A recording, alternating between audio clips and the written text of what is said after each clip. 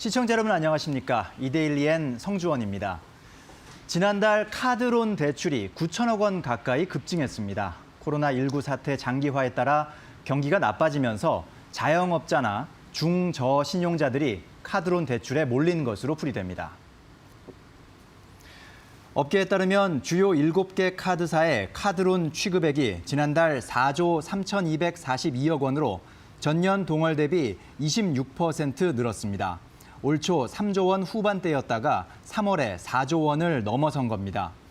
카드론뿐 아니라 주요 5대 시중은행의 개인 신용대출 잔액도 지난달 2조 2,400억 원 늘며 사상 최대 증가폭을 보였습니다. 인터넷 전문은행인 카카오뱅크의 신용대출도 3월 한 달간 9,400억 원 넘게 늘었습니다. 최근 주식 폭락 이후 카드론 대출이 갑자기 뛰는 경향이 나타나면서 이번 카드론 등 대출 증가세에는 주식 투자 자금 목적의 대출이 일부 포함됐다는 지적도 나오고 있습니다. 국내 투자자의 해외 파생 상품 거래가 지난 1분기에 급증한 것으로 나타났습니다. 특히 개인 투자자의 거래가 크게 늘었습니다.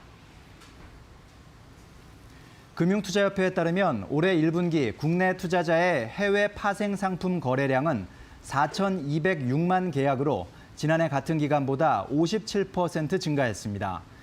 1분기 국내 투자자의 해외 파생 상품 거래가 이처럼 급증한 것은 코로나19 사태로 귀금속과 금리, 원유, 주가지수, 채권, 환율 등의 기초자산 가격이 급등락하면서 변동성이 커졌기 때문으로 풀이됩니다.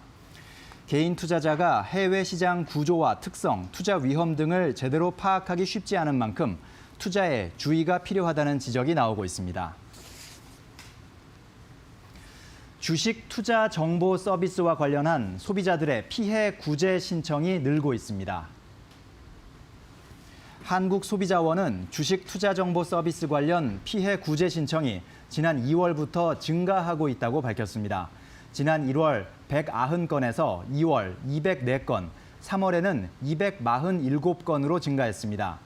소비자원은 이 같은 현상을 코로나19로 주식시장이 불안정해지면서 투자 손실이 발생한 소비자들의 계약 해지 요청이 증가했기 때문으로 분석했습니다.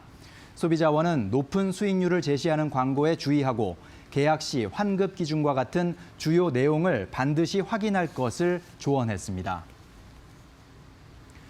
국제 유가 폭락에 지난달 생산자 물가가 한 달 전보다 0.8% 떨어졌습니다. 한국은행에 따르면 지난달 생산자 물가 지수는 102.89로 한 달 전보다 0.8% 하락했습니다.